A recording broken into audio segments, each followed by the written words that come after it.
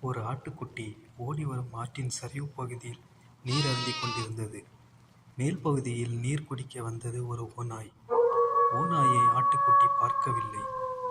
அதைத்தான் இரையாக்கிக் கொள்ள தீர்மானித்தது ஓநாய்.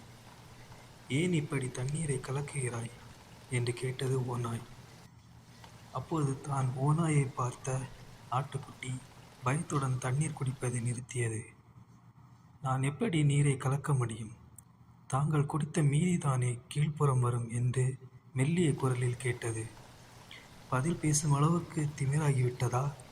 நீ கலக்காவிடில் உங்க அப்பன் கலக்கியிருப்பான். உங்க அப்பன் கலக்காவிட்டால் உன் பாட்டன் கலக்கியிருப்பான்.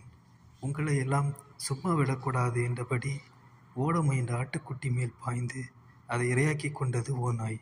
இதிலிருந்து நாம் தெரிந்து கொள்வது என்னவெனில், துஷ்டர்களிடம் நியாயம் ஈடுபடாது. மௌனமாக ஒதுங்கிச் செல்வதே நன்மை தரும். காரியத்தை சாதித்து கொள்ள வேண்டும் என்பதற்காக எப்படியும் பேசுவர். அவர்களிடம் எல்லாம் வாய் பேசாமல் செல்வதே நலம்.